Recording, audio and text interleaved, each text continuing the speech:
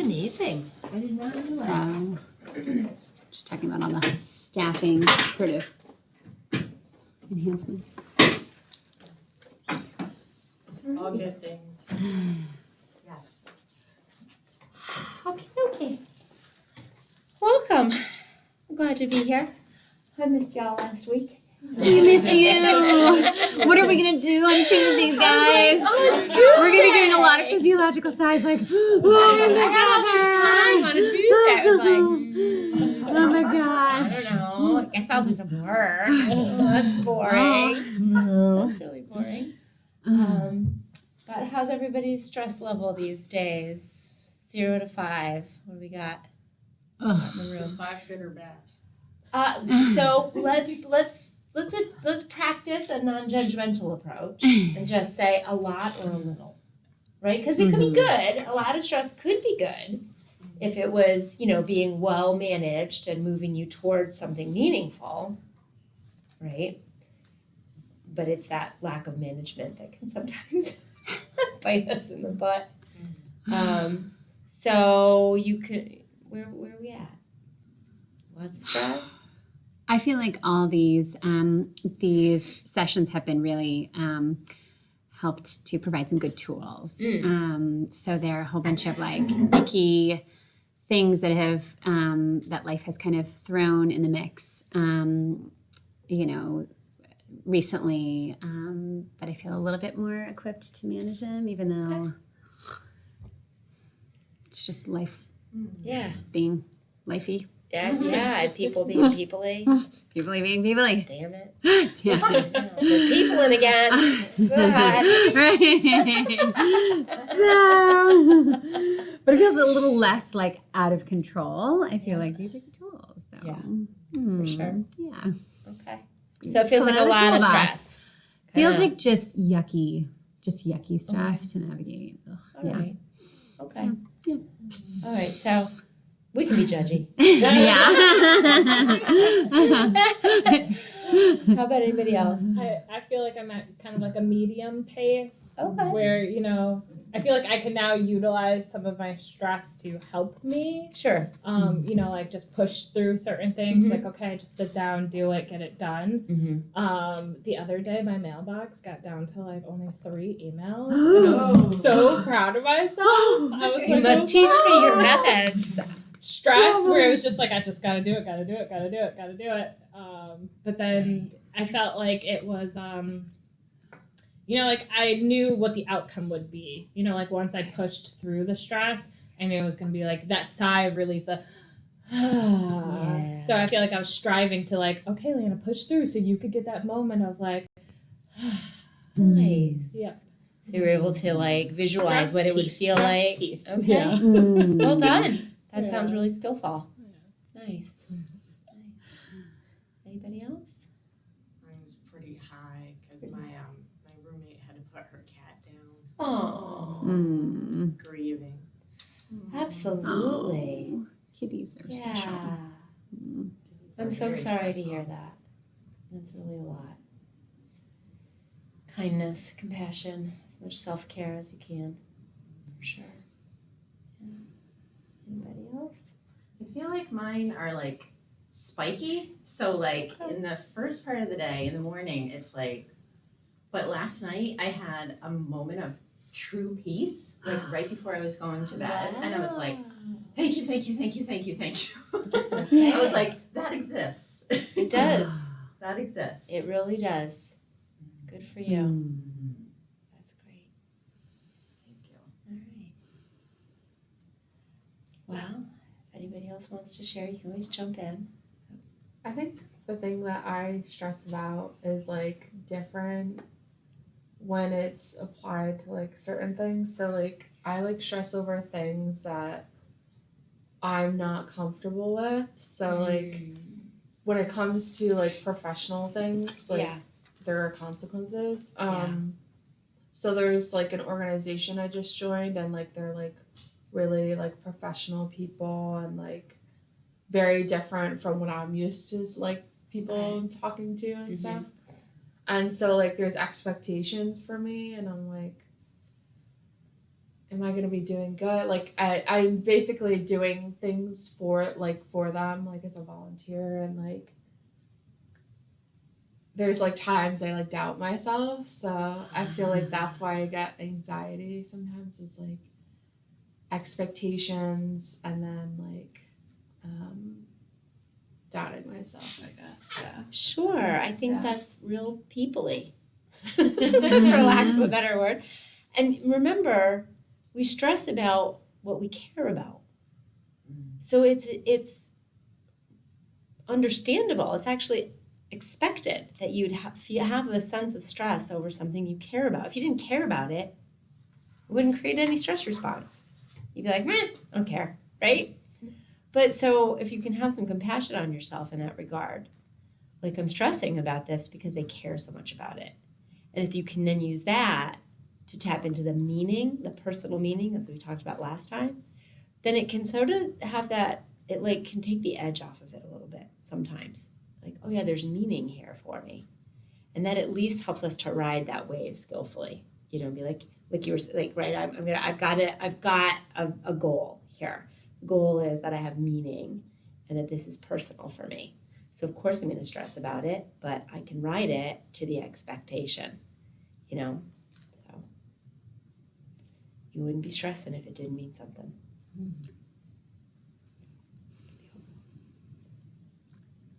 You all right over there, my friend?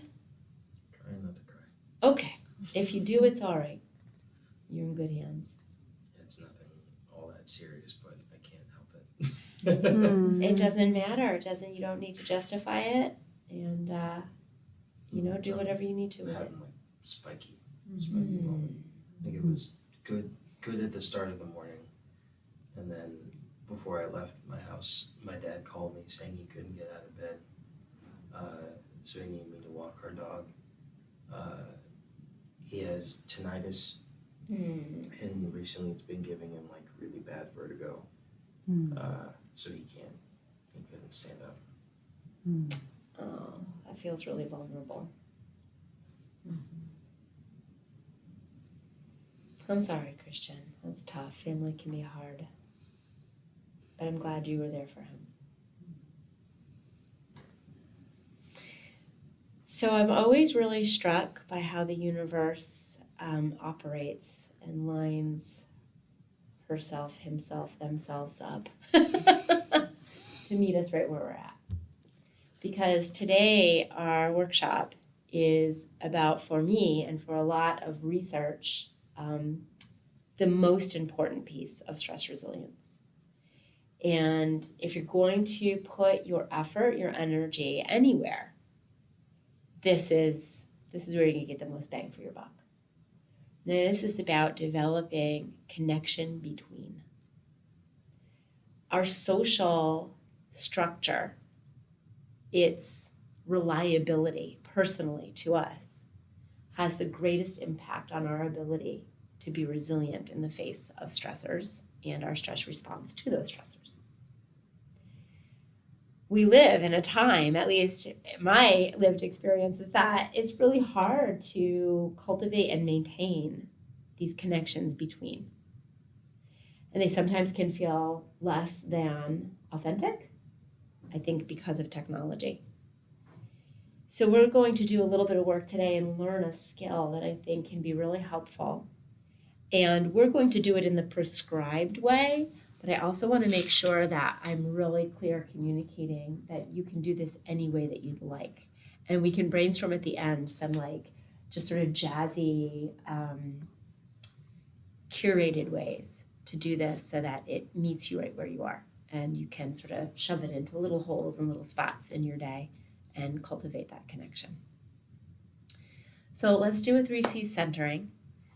Because there's a lot of emotion in the room, you might get emotional, and that's okay.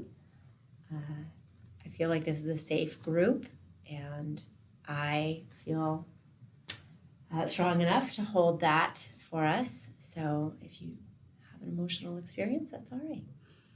Okay? And then we'll get into it. And use your tools, breathe, feel your feet, ground, feel the chair, know that you're in a good, safe place. So get comfortable in these horrible plastic chairs. Oh, I know. We miss our cushy We miss our ones. comfy spots, right? And, so that might mean, letting your legs kind of spread out a little bit, or, kind of moving, or even maybe changing your position as we're in our little meditation, too. So don't worry about that. You don't have to stay still. You might even put your head down on the desk, make a pillow for yourself, whatever feels good. Closing your eyes or looking down at the table or the floor.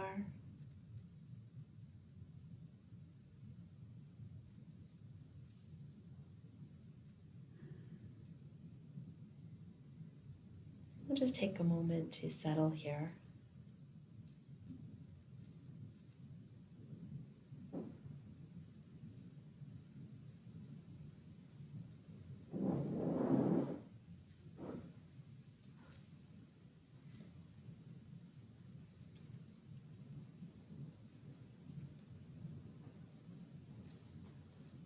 Start to pull your awareness gently, ever so gently, towards the body.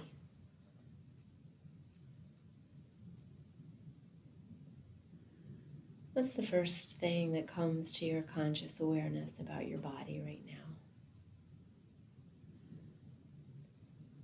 It might be an internal experience or an external experience. Maybe there's a sensation. There's emotion in the room today, and so maybe you can pinpoint where that emotion is in the body. If that's not something you're familiar with, it can be sort of an interesting experience. But our feelings have generally a felt experience. What you might be looking for is any sense of heaviness or expansion, maybe a sense of contraction. There may be pain.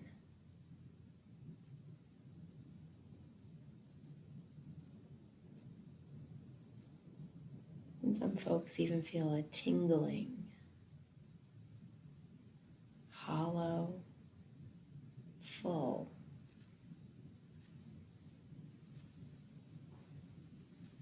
Edgy. Just notice what you might be feeling in the body, if it's connected to an emotion.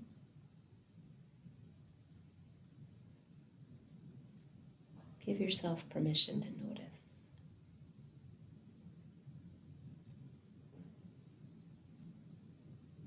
And as you notice, can you offer compassion? That compassion might look like a breath. That compassion might look like a movement. Maybe you move that area. Maybe it's in the shoulders or in the feet or in the legs. Whatever comes to your intuition. Maybe you open the chest a little bit.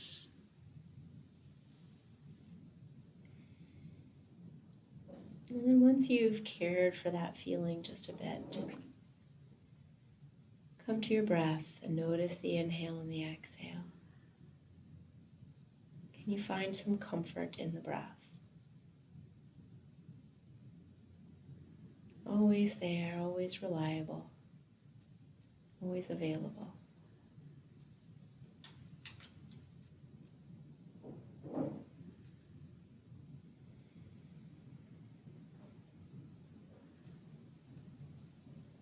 And if you're ready, turn your awareness to your thoughts.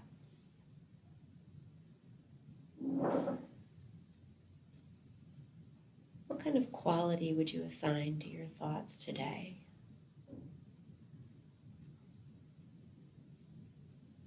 If nothing springs to mind unbidden, perhaps you use a scale of shades of gray.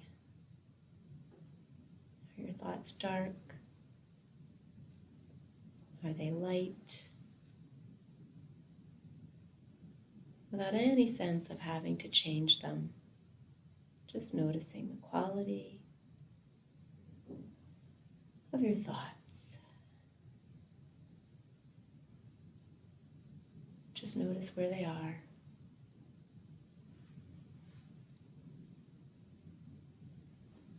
Noticing if there's any judgment or any sense of a need to change your thoughts. You certainly can if you'd like. You can just let them be. Watch and respect the dark or the light or the in-between.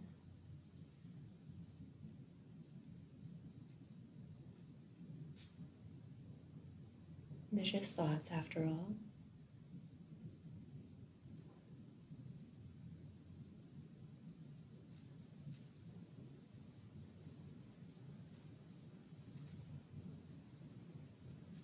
And you can stay with this noticing, or you're invited to turn towards your inner sense of connection.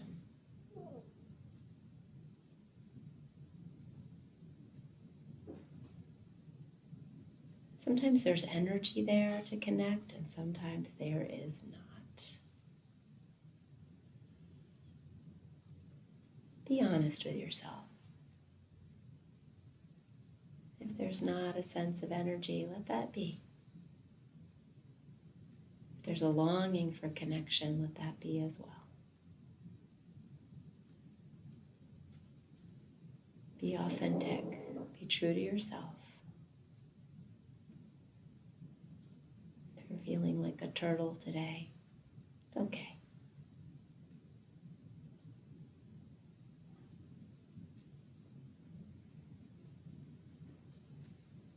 Curl inward and connect to yourself.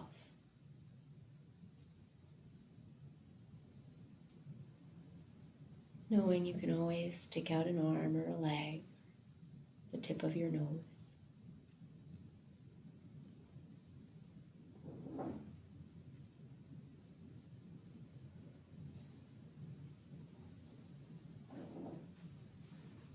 And take a few deep breaths.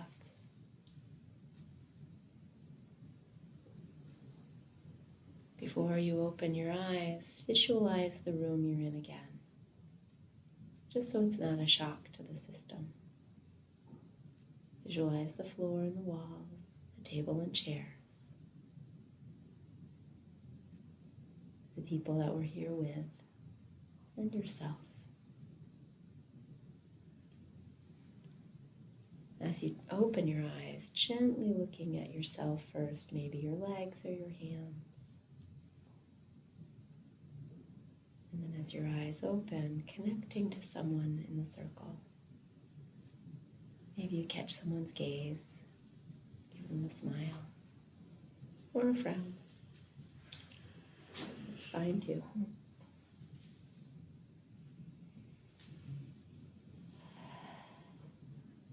How you doing? What'd you find? How you doing in there?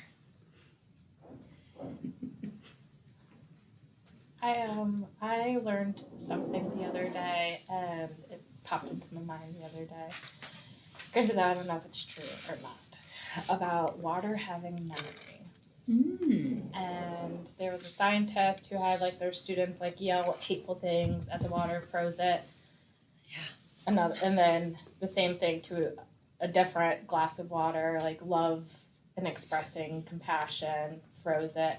And then compared both of them in the petri dishes, and the one with the hate had like black dots, and the one with the love looked like snowflakes. So if you Google it, there's all these different emotions when water's frozen, given different energy and vibes to it. Yeah. And so the entire time as you were speaking, I was thinking about, well, like if air has water in it, and if I'm expressing like compassion or love through my water air, I know it sounds gross in my breath, but then do other people feel my memory particles of water? It's really weird. But. So the way I interpret that is that everything is energy, right? More and more every day, science is backing us up that E equals mc squared, right? Einstein was right. Everything's energy. So there's energy in the water, there's energy in the air. So our energy definitely transfers, communicates through energy. That's all we really are. I mean, I find it fascinating that science has really proven that we're actually more space than we are matter. Like if you took a microscope and you kept dialing it, like onto your hand, what you'd really see is more space than anything else, right? Because the cells are really just space in between little tiny particles.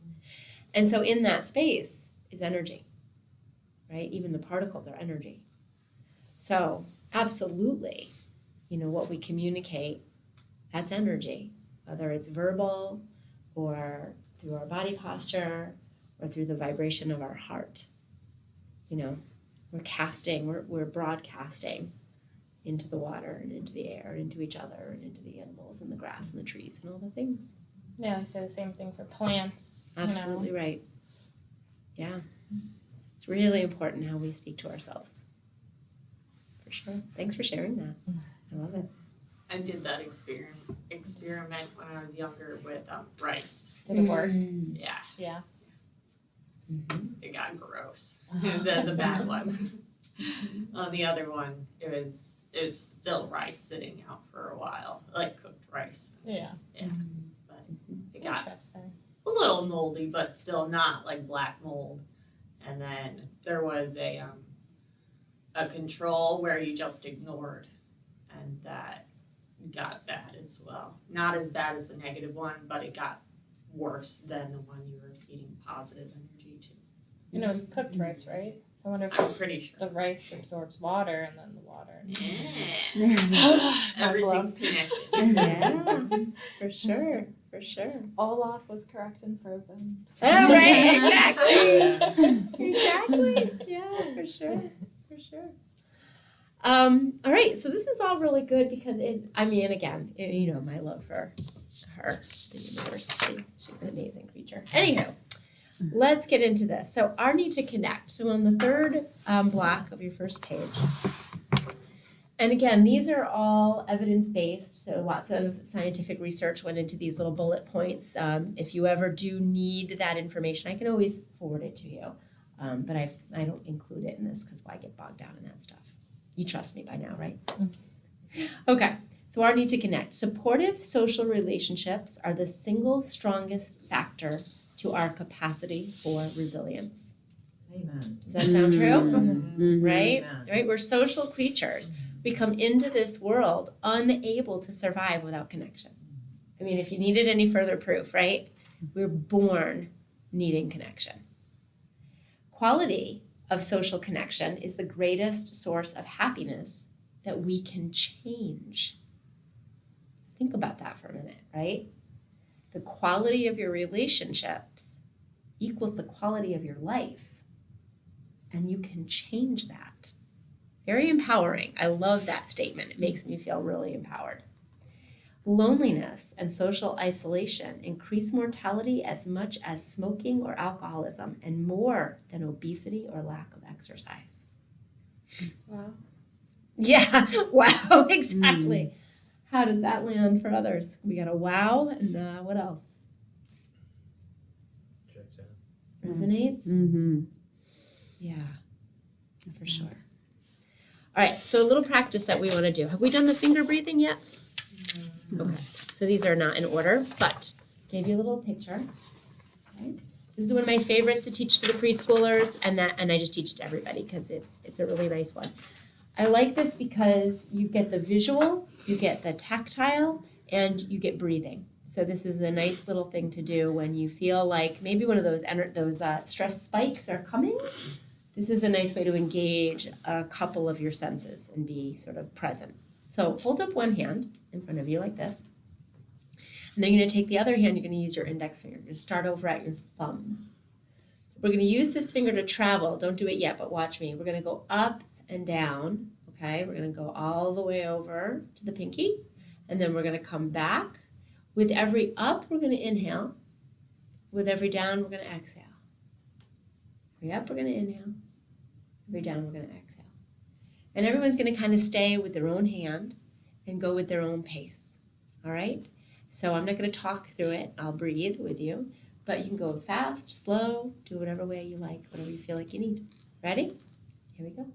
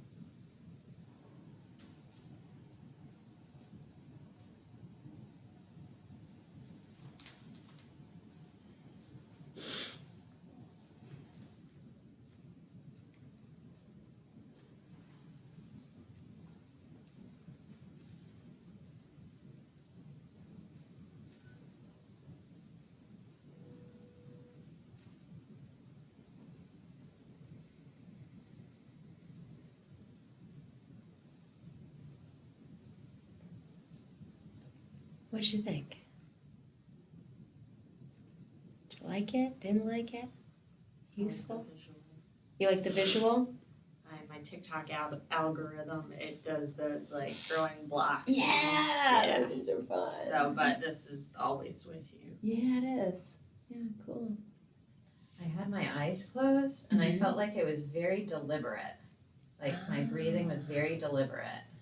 Okay, I like the eyes closed. It certainly it would enhance the tactile sensation, I would imagine. Thank you for that. That's a different way to do it. I like that. Did anybody like the tactile? I think I liked it more than like seeing. Huh? Than seeing it? Yeah.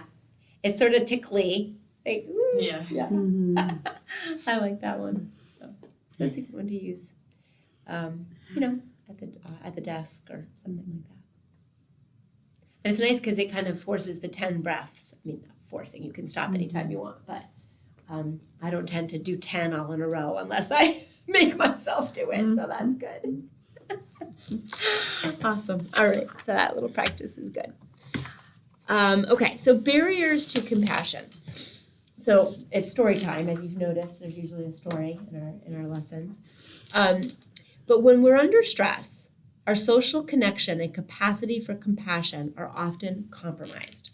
So it's interesting, isn't it, that connection and community and relationship has a direct resilience effect for us, specifically in relationship to stress. And yet, when we're stressed, we find it really difficult to connect. So true. What the heck, right? Who designed this system? So there was a study done at a seminary. Is everybody familiar with what a seminary is? It's a place where people who are learning to be pastors or religious leaders go to study. So a seminary decided to run a study on compassion and connection. So they took a group of seminary students and they divided them in half. And they said to one half, you are tasked with going across campus to a lecture hall to deliver a talk, a 15-minute talk on the Good Samaritan, the story of the Good Samaritan. Everyone's familiar with the story of the Good Samaritan? Yes? No? Okay. So quick recap on the story of the Good Samaritan. It was told by Jesus in the Bible, and it was about a gentleman who had gotten accosted by thieves on a road to somewhere. And several religious folk, and the thieves left him to die. Beat him up, took all his stuff, left him naked and dying on the road. A religious person went by and did nothing. Another religious person went by and stepped over the person, did nothing. And then a Samaritan, who was sort of a low social creature of the time, not welcomed into the hierarchy of the social structure, actually not only stopped, but cared for the person, put them on their donkey, as it were, brought them to the inn and paid for their care. So the moral of the story being, doesn't matter what, social class or if you're part of my tribe, compassion looks beyond that and says, there's a person in need of help and I will help them, right? The other two may have had pity, remember our pity and compassion, but the Samaritan actually did something about it. So that's what these seminary students were tasked with, to go and do a talk on this story. Something that most seminarians would have known easily, and could have given a talk on without any preparation. But they weren't given any preparation time. The second group was told the same thing, but they were also told that the lecture hall was full of people that had been waiting for 15 minutes already because the speaker who was supposed to be there had called out, and they needed to get there right away. The first group was told that the lecture started in half an hour. Now, it was a 10-minute walk across campus for all of those folks. They started in the same place. Unbeknownst to any of them, can you imagine what was in the way? a person, right? A person who had been hurt or twisted ankle or somebody that needed help. And there was no way for these Sumerians, not Samaritans, okay, but these students, that's a better word, they had to see this person. They were right in the way. Okay. So we've got the group that's got a half an hour to get there. And then we've got the group that's got to get there and people are already waiting. They're all tasked with going and telling a story about the Good Samaritan. And they all have to go past a person in need of help. Okay? You want to guess what happens? The people that were the late ones, they stopped. No. No one stopped? Nice guess. But the people that were late walked right past them. Didn't even stop. Some actually, just like the story, went right over the person. Oh. Didn't do a damn thing. The people who had time, by and large, stopped and addressed the problem. The point being exactly what I just read. When we are stressed, our capacity for compassion and connection is very difficult to, it's hard for us to get a hold of when our mind is stressed with, I've got this other thing I gotta go do. Does that make sense? Right? Mm-hmm. So it was the stress of, there's all these people waiting for me, and I've gotta go do this task and perform, whether they actually saw the person or they were so stressed they didn't even notice. But some of them actually stepped over. Like, I can imagine this actor at one point was like, I'm just going to lay in the middle of the sidewalk, right? Like, these people are just going by me. And they did, almost to a person. I mean, I see that in my own life, right? When I'm, like, stressed with work and all school and all the things, I have a much harder time being compassionate, like, in my intimate relationships. Mm-hmm. I get snappy. I'm not listening actively. Even for myself. Does that resonate? Yeah. Well, now we've got proof. So we really don't do well under stress. So those in a hurry didn't stop to help, even when focused on helping. Stress overwhelms good intentions every time. Right? Mm-hmm. So that's why it's so destructive. Darn it. All right. So, I already talked to you guys about the near enemy of compassion. No? Is that why you're all looking at me so funny? I didn't tell you about the near enemy of compassion? I don't think so. Oh, this is my favorite thing. Okay. So, I meant to print out a different thing, but that's okay. Just set this to the side for a second. So, the Buddhists have this idea called the near enemy. And the best way for me to explain it to you is to tell you a story about when I was a little kid. I didn't tell you about the tofu hot dogs? No. All right. You I would know. remember that. Oh yeah, you will remember this for the rest of your life. Okay. So my parents were divorced when I was a little kid, and my dad became a raging lunatic hippie. Like, we lived on a nudist commune in a teepee, like the whole thing. So I would visit for summers and during the weekends, and he would force me to be a vegetarian as well. So I hated it. It was awful. I was always hungry. So one weekend he came to pick me up, and he brought me to the cabin, wherever it was we were living at the time. He was kind of a nomad. And I was hungry, and he said, we're going to have hot dogs for dinner. Now, I didn't believe him. He was a bit of a jokester. But he showed me in the pan were hot dogs. And he was boiling them. And he had hot dog buns, and there was ketchup. And I got so excited. I'm like 7, right? So excited about these tofu hot dogs. I mean, these hot dogs. I thought they were hot dogs. I just gave away the lead, but that's all right. So I'm thinking they're hot dogs, right? He puts it in the bun. I get the ketchup. I put it on. And I'm expecting like an Oscar Mayer, right? Like the juicy, I bite into it. Now, if you've eaten a tofu hot dog in the last 10 years, let me tell you something. They've gotten better. Because in 1976, they basically tasted like cream of wheat got wrapped in cellophane. It not only was it bad, it bursts in your mouth. Like, it was so disgusting. So, when you're like, think you're going to drink milk and it's soda instead or something like that? That's what this was like. I'm expecting Oscar Mayer, and I get cream of wheat bursting into my mouth, and he starts laughing like, it's tofu, right? That tofu hot dog is the near enemy of an Oscar Mayer hot dog, okay? It looks the same. You think it's going to be the same, but it actually couldn't be any different. Compassion is the opposite of criticism, right? So if somebody's criticizing you, you're like, I know that's not compassionate, right? But what's the near enemy of compassion? And let me identify or define compassion for you. Compassion is the story of the Good Samaritan, right? It's walking by, suffering, noticing it, and then doing something about it, right? I see that you're suffering. How can I help? What do you need? That's compassion. What would the near enemy of compassion be?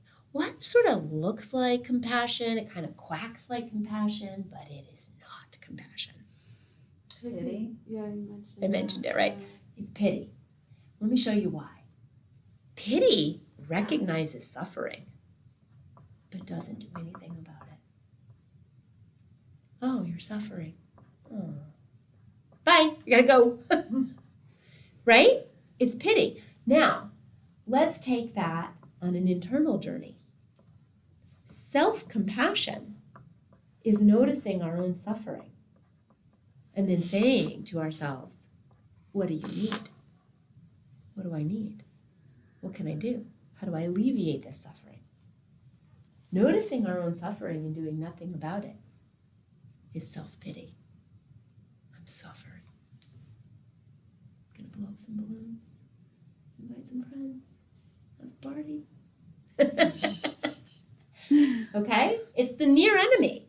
It almost feels like the same thing, but it doesn't end. Right? It's just an That is very potent. That That is. just hit me. Yeah. Mm-hmm. Okay? So self-criticism is where most of us live most of the time, right? And then we get invited to, No? Many people do, especially women. So that may be some of it. But there's a lot of negative self-talk. No? Okay. You're being sarcastic. Okay. Anywho, I can't tell. He's very convincing. My radar Yeah. is going off. But anyways, I will speak for myself. I'll Not use in my this statement. place. We don't have that problem, do we? No. I used to live in a very self-critical place, constant, right? And I thought it would be very motivating. You know, that's what I was taught, to motivate myself with criticism. Problematically, it works for short term. The problem with criticism and self-criticism is that it does work in a moment, but then it loses potency and you need larger and larger doses of it, right? So it might work to be like, oh, come on, dummy. But the problem is it's so painful that you turn away from it quickly. So in order to get your attention back to that thing, you have to be, oh, you're such a freaking dummy, right? You got to say it louder. It's got to get bigger, right? Compassion, on the other hand, is the opposite of that. Oh, this is hard. What do you need so that you can stick with it, right? But pity is the near enemy. This is hard. And you just sit there, right? So a lot of times when I'm inviting people to move away from self-criticism, they think I'm inviting them to self-pity, and so they resist it. Because they know that if they move towards self-pity, they're just going to sit there and do nothing, right? And they're like clinging on to their self-criticism. Like, no, I need this. I need to call myself a dummy. If I don't, I'll be lazy. No, that'll be pity. I'm asking you to practice compassion. It's a very different thing. Because compassion has to have action, or else it's pity. Yes? Mm. Is that landing? Okay. So how do we root this out? We get honest with ourselves. I'm having a pity party. Anybody want to come and pop the balloons with me? Right? It's people-peopling. This is what we do. We have pity parties. Okay? And the difference is engagement. Are you willing to engage with the suffering? Are you willing to engage with your own suffering? And are you willing to engage with someone else's suffering? What do you need? Powerful question. What do you need? Okay, so then I wanted to share this with you. because this was really helpful for me. Because I think a lot of times when we're looking at building a relationship and deepening connection, we can, especially if we've had an unpredictable childhood, we can lean towards codependency. Because if you were raised in a inconsistent household or an inconsistent family structure by inconsistent caretakers, often what develops is what I call the lizard brain, right? We talked about the lizard. A lizard on a cold rock is a cold lizard. A lizard on a hot rock is a hot lizard. A lizard on a medium rock is a medium lizard. Children raised in inconsistent households learn to be lizards that are constantly touching the rock to see how they're going to feel. And the rock is usually the inconsistent parent, right? This could be an alcoholic parent. This could be just neglect. It could be a number of things. But it's that I'm good if you're good. I'm bad if you're bad, right? I'm having my experience based on what I'm reading of your experience. That's codependency. A person with an excessive emotional or physiological reliance on a partner who requires support, real or perceived. I'm only good if you're good. Mm-hmm. When we want to leave codependency or we want to start to root it out of us, we tend to go way to the extreme, which is what people do, right? To independence. And this can get very avoidant and dismissive, right? It doesn't matter how you feel. I don't care how you feel. I don't care what anybody thinks. You can get very like, I'm just independent. I got myself. And that's not connection either, right? So codependence isn't really connection. It's attachment, right? Independence really isn't connection. It's the lack of attachment. The answer is interdependence, right? It's this mutually dependent, depending on each other. Understanding you're going to fail me sometimes. You're a people. You're going to people. And so am I. But I can rely on you and be dependent enough on myself that when you don't come through, I don't have to judge you. I can offer compassion. What? I just realized how much that really relates to friendships. Yes. And I've realized in the past I've seen so many friendships where maybe I wasn't there for somebody and because I was busy or something and they judge me based off of that. Yeah. But I don't know if that's considered being codependent or independent. I don't know. But they judge your relationship based off of the fact that you're not there. Well, let me give you a little miracle idea around judgment, okay? You cannot judge others any further than you judge yourself. If someone is judging you, they are telling you about themselves, the judgment of themselves. We can only ever judge the way we judge ourselves. Now that's true for everything, but judgment's a really good place to start. Whenever anyone judges you, they're telling you about their judgment.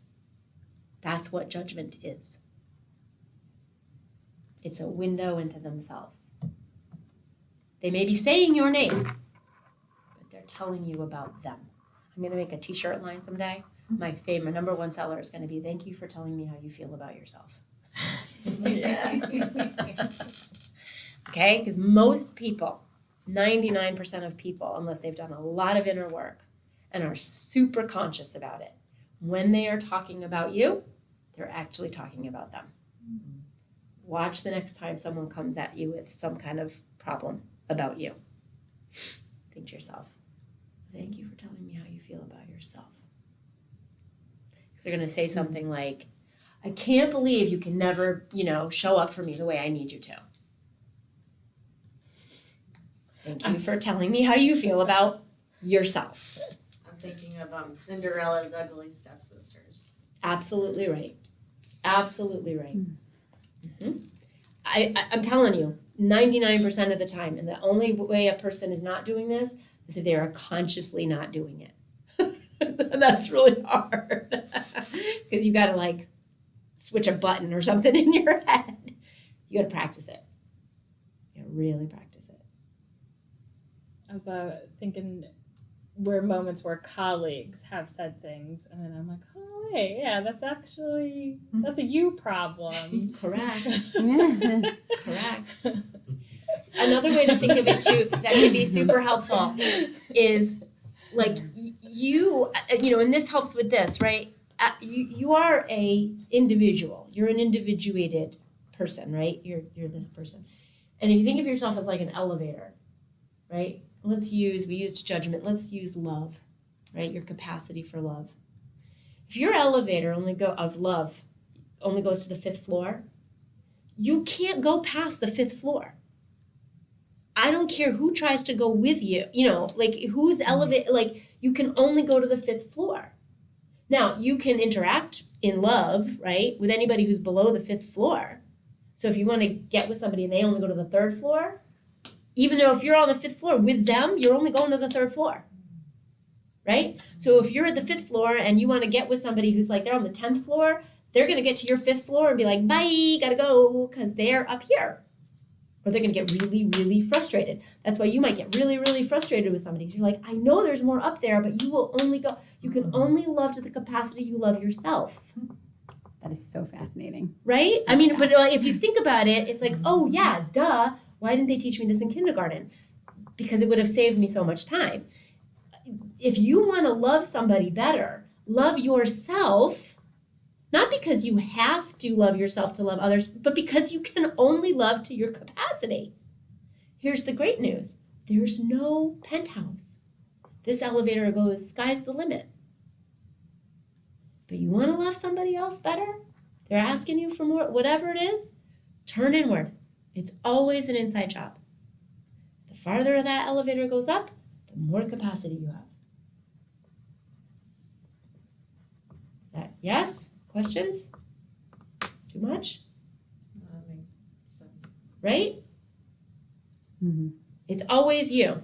This is good news because if you're the problem, you're also the cure. Right? Like, so if you're resisting, like, no, it's not me, I'm not the problem. No, you want to be the problem. Trust me. You want to figure out where you are the problem in relationship, at work, wherever, because then you're the solution. Yay! This is good news. I know. Okay? It really is. Very good news. Don't resist it. Be the problem. Be the problem, friends. Okay. So let's do our practice. This is called the well-wishing meditation in Rise. In the yogic technology, it's called metta. Has anyone ever done a metta meditation or a well-wishing meditation? Marianne, you've done it. It sounds something like, may you be happy, may you be healthy, may you be well, may you be at peace. Okay. So here's the thing.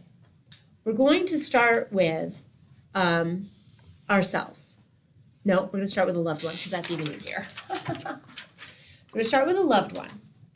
And then we're going to move on to ourselves. I'm going to lead you, so don't worry. All you got to do is sit there and listen to my voice. Okay? Then we're going to move on to a neutral person. Then you all have a decision to make. I'm going to give you the opportunity, we have time, to move on to somebody that you have difficulty with. You can tune out at that point and just kind of go to your breath, leave the room, whatever. You can try it with me and see how it feels. If partway through it you need to stop, you can stop or you can leave or whatever you need to do. You may find it super challenging. You may find it super easy. I have no idea. But I just want you to know that if it starts to get activated, you absolutely can disengage, okay? If you're going to get activated anywhere, it's probably going to be in that, trying to do this with a difficult person. However, if you can stand to stick through it, it can also be the most liberating. Because forgiveness is not about liberating the other person. It's about liberating yourself. The longer you hold somebody accountable for something that they did to you, the longer you stay at their elevator level. You won't get off the damn elevator. Let go. Get off. Press the button. Alrighty? So for you, well-wishing meditation, the benefits for you, it increases a sense of social connection. It increases positive emotion and actually has been shown scientifically to reduce pain and stress. So studies have shown this. For others, it increases expression of compassion. It increases altruistic behavior. So this can actually change your behavior. Why? Because it's changing your thoughts and emotions. And it can reduce implicit bias and discriminating behavior. Why? Because it challenges our bias towards othering, right? And that's just a people being people thing. No need to judge. We're all hardwired to other. Makes us feel safe when we're around people that look like, smell like, talk like, act like us. Doesn't mean it's okay, just means that it is. So we can do things to challenge that bias. And that's our work, right? So this practice can do it. All right, so get as comfortable as you can. And here's what we'll do. I'll do the talking. You're going to repeat after me in your mind. Okay, so you don't have to say it out loud. That way, if you want to disengage, you can at any time. Why don't we stand up and just kind of shake it out a little bit. You can do the 6 movements of the spine if you'd like, whatever feels good. Yeah, we get that good crack.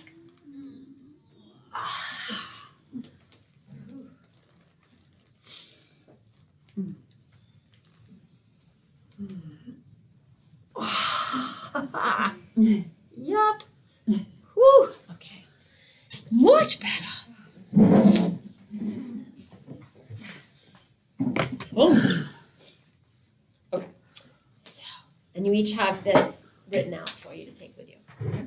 So, establish a relaxed but somewhat alert position. I'm going to do a moment or two, just some nice breathing, any way that you'd like. You could do the complete breath. You could do some straw breathing, some box breathing.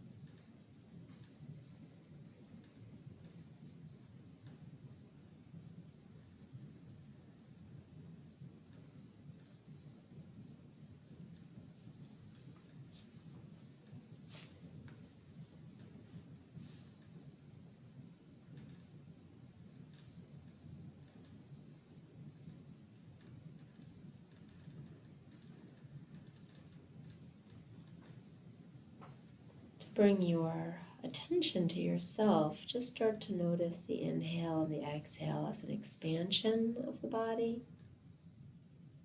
and a contraction. Just notice the body, notice the breath, notice your weight in the chair.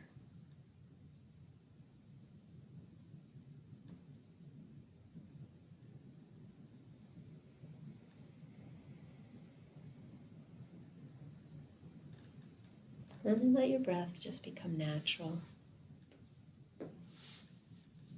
Outsource that breath to the body. Trust its intelligence. Trust the desire for oxygen and the release of toxin. Just let it be. And from that seat of awareness, just notice yourself in this chair as this individuated piece of the whole. And in your mind, repeat, may I be safe. May I be happy. May I be healthy. May I be at peace.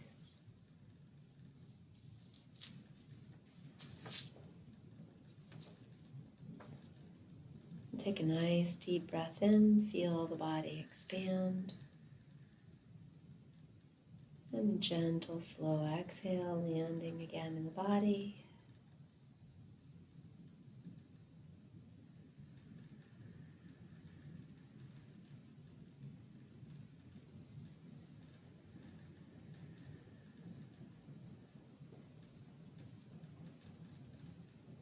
And now shift your awareness to someone in your life that you feel a warm and deep connection to.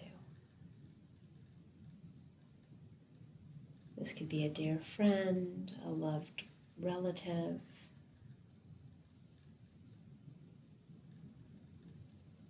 someone that brings warmth into your heart when you think of them.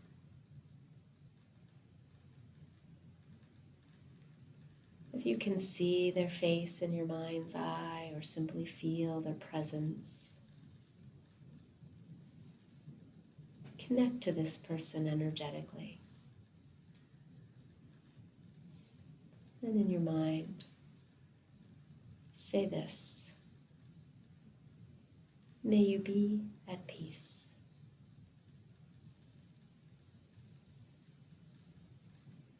May you be safe.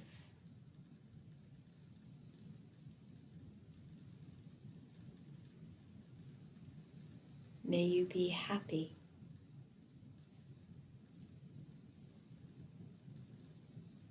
May you be healthy.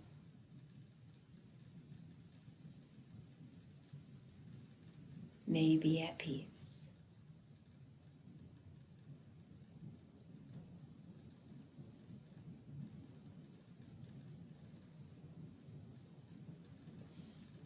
Take another deep breath in and slow breath out.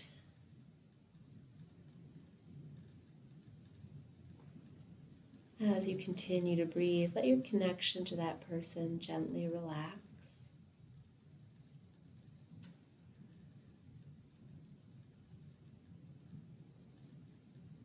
And shift your awareness to a neutral person. Maybe this is someone you see at the coffee shop every day, or a postman, someone you have little connection with, but you can conjure their form, their face, their presence.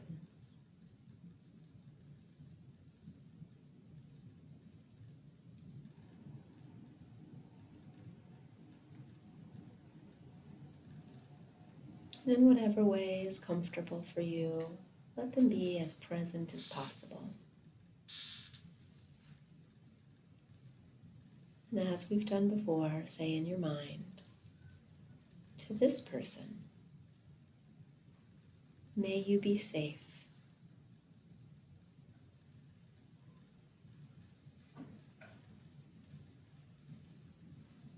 May you be happy.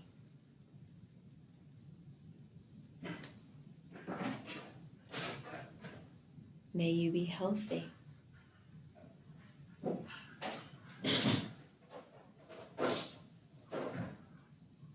May you be at peace.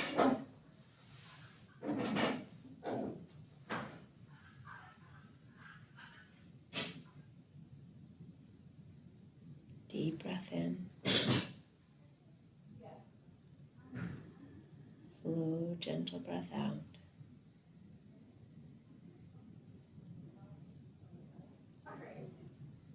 And a few more breaths just to ground yourself for a last round of this well-wishing meditation, knowing that you can always stop at any point. Set your intention towards compassion for yourself. And bring to mind someone that you struggle with. This person could be a current connection in your life, or maybe a past connection. The intensity of this difficulty can be low or medium. Try to avoid someone that you're highly contentious with.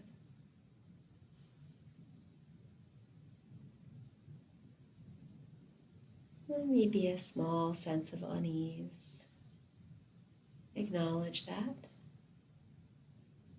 And be as present with this person as you can. Extending compassion to yourself as always.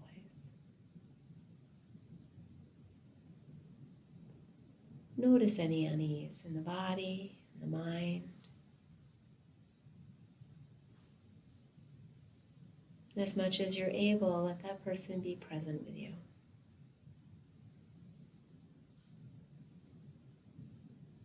And in your mind, say to them, may you be safe.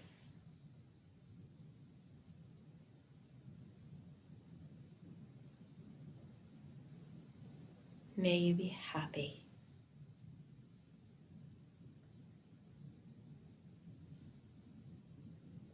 May you be healthy.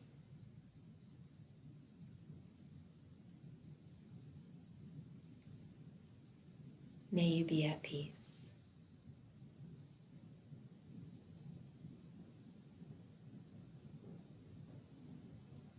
And after a deep inhale, let them go with the exhale.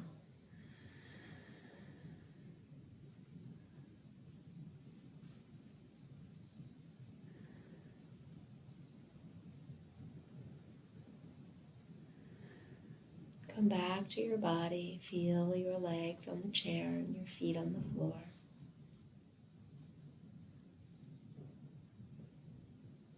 And since we have a little more time, feel your connection to everyone in this room.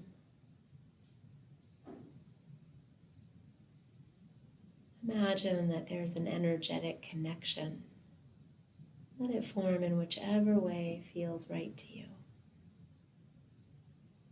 Maybe you can visualize connection or you feel it.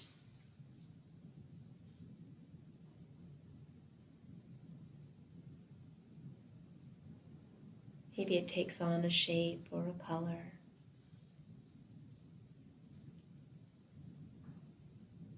And in your mind, say to all of us, may we be safe.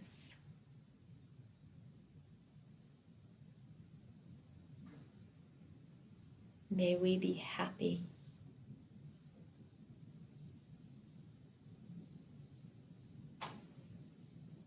May we be healthy.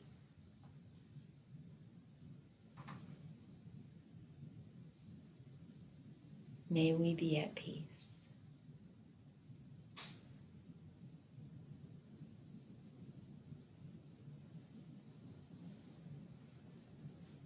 Notice how you're feeling. Name it if you can.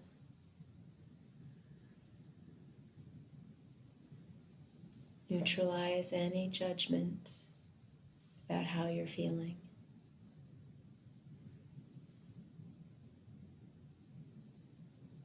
And ask yourself if there's anything you need in this moment.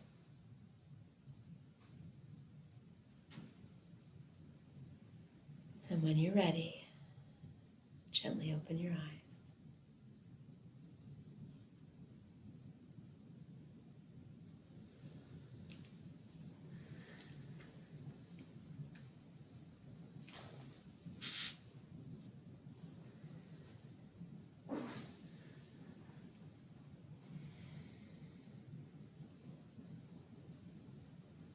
You could take some time later today to journal or reflect, but if there's anyone who wants to share how that was for you.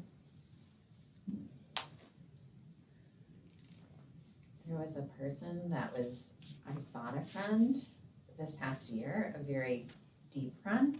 And that person, I was struggling in my mind with this person for so long.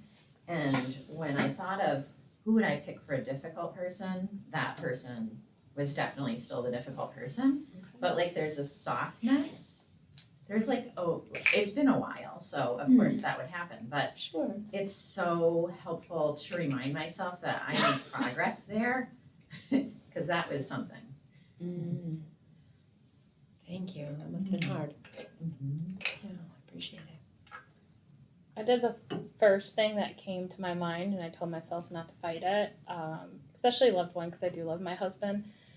and don't ever tell him this, but I chose my dog for the first one for loved. The way you were describing warm, and I was like, oh man, yeah, the way he just looks at me with unconditional love. Oh, you know? wonderful. And I chose Marianne for my second one. I don't know if you could feel it.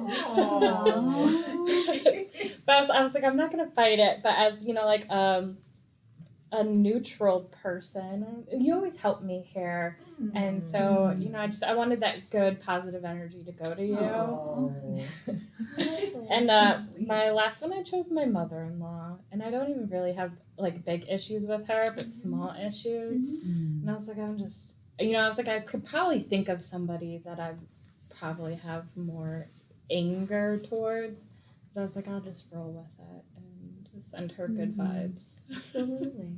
Absolutely. Thank you. But don't tell Mike I chose our dog. He'll be upset. Never hear it from me. Vegas, baby. It's Vegas. I feel like for the difficult person, I thought of two difficult relationship people who just like the idea can sometimes be triggering of just knowing the impact that they can have on your nervous system and setting it off. But I found through this kind of positive thinking that threat seemed to dissipate a little bit, and it seemed to be like the power of that threat seemed to diminish a little bit. Oh, I The- love that. The threat to trigger you, like, okay, there's not really like a danger.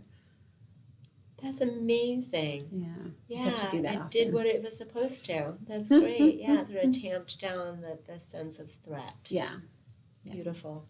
That's really well said. Thank Just you. have to do that every day, 5 times a day. Yeah, for sure. Yeah, the difficult person was harder on. I felt myself going, but do I really want them to have that? I appreciate your All right. honesty. Yeah.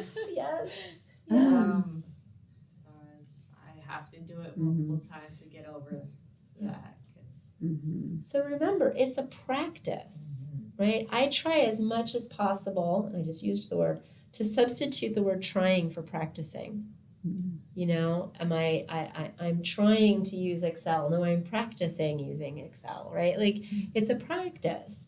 And if you can practice this, well, a really nice way is if you're a walker, if you take walks, and especially if you're going past houses, to do well wishing to the houses, the people inside the houses. It's really benign, especially if you don't know them. Or maybe like you know it's a neighbor, so you can practice like the different levels of like, neutral, warm, you know, maybe it's a neighbor that, you know, won't give you an easement and so it's a difficult, you know, so you can kind of like practice that way as you're walking, and it's sort of a nice tempo to do it at, like may you be happy, may you be healthy, may you be safe, may you be at peace. And it can sort of just become this mantra, right? Because what we're trying to do with these practices, what we're practicing, is really karma. See, karma gets a bad rap as being a bitch. She's neither. She's completely neutral.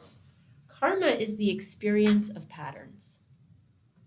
So your karma today was created by your patterns yesterday. And your karma tomorrow is created by your patterns today. Has nothing to do with anybody else. So if you want different karma, practice different patterns. How do you notice patterns? Familiarity. And it's the same thing over and over. There's a pattern there. Find the pattern, give it a name so you can identify it quickly. Change it if you want different karma. Very simple. So this is a pattern that will create the karma of connection if you practice it. Nice and easy, right? I was my own difficult person. Wow. You said that look at yourself, and I didn't want to. Okay. So I looked at my Thank dad you for and said, that. but I thought I knew it would pop up as difficult, but it was just me. Thank you. I think that is for me sometimes too. Yeah. Were you able to do it? Halfway. Okay. It's safe and healthy. Be safe and healthy. Okay. That's progress. I'll take it. That's progress. Yeah.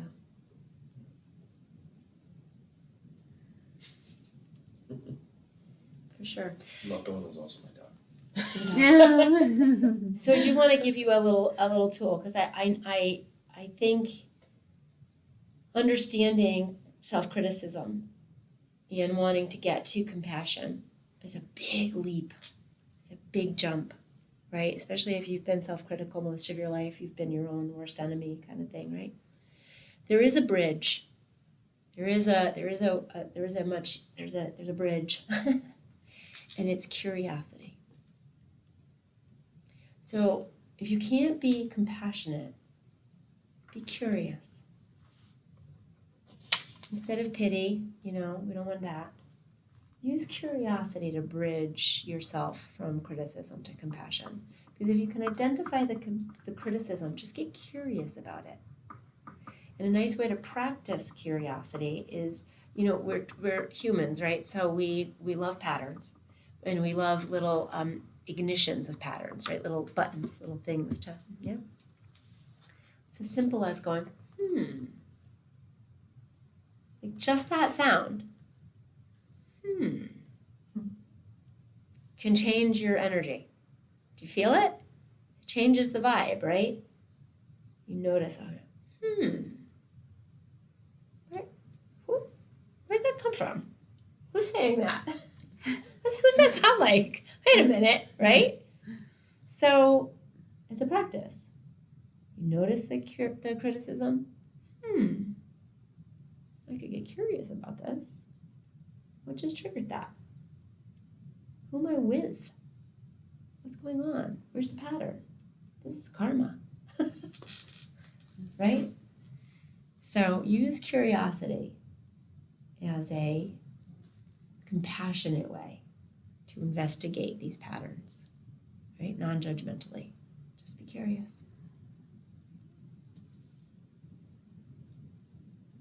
How are we doing? Time. No. So next week is fun. We get to make our own personal self-care plan. Yay! It's gonna be wonderful. Yeah. It'll be curious. Yeah, and if doesn't work, Scooby-Doo that shit. Go, that works too. Can I just say, the session was more therapeutic for me, but I feel like these sessions, there's a way of I've been to therapy before, but it's different when you're talking about yourself and they're giving you answers about things. I feel like with this, the knowledge that you get, you can start self-actualizing things that are happening in your life, or today I had couple self-actualizing in terms of self-criticism and compassion versus pity and that, where it feels a lot better that you're almost discovering it yourself, but right. It's you're not given all the answers. You know what I mean? It's you're figuring it out, but it's relating to your own life.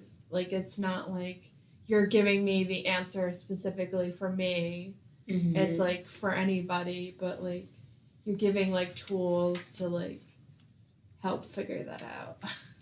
Now, when I turn the computer around, can you say that again right into the camera? I'm glad I have it running, because at least I captured the audio. That's great. No, that's good. That's good. I think what you're speaking to, and correct me if I'm wrong, is that often when we participate in workshops, they're either educational or experiential. When you can put those two things together and add processing, it becomes transformational, right? So that's very deliberate. What you just noticed, you kind of looked behind the curtain, right? What I'm doing, there's a man back there, right? Or it's back here. And it's very deliberate that I'm trying to not give you the answers, but rather invite you in a direction so that you're bringing your own lived experience into the moment. So that's why the experiences are built in, right? So you, like everyone brought in their own person to their mind and to the experience and things like that. I appreciate that. Thank you. It's working. I completely agree. There were a number of insights and analogies that you offered that I think provided so much clarity about past relationships and limitations and things that are happening right now. Yeah, there were like stars. Come back to this later. Come back to this later. Thank you. You're welcome. Like, good. Yeah, I mean, this is a really transformative lesson because I think we often get this very insidious message in our culture that, you're born alone and you die alone, or alone, It couldn't be farther from the truth. Actually, no one is born alone. No one is born alone. You're just not. It's just patently false. You are born with a caregiver. Now, whether they do a good job or not, that's a whole different story. But you're not born alone. And nobody wants to die alone. You want to be transitioned, The people who have the best deaths are people that are attended. I know that sounds really strange to have the best deaths, but I've been at deaths and they can be lovely. They have a very similar energy to birth. So we're not born alone. You were not born alone. Don't let anybody put that stupid idea into your head. You were built for connection. You were made to connect. That's why you crave it so. But you can be the master of that. And unhealthy relationships feel bad. They're not supposed to. They're not supposed to feel bad. Challenging, that's a different thing. But bad? There's too many people in this world to waste time being in a toxic relationship. And it's really bad for your health. So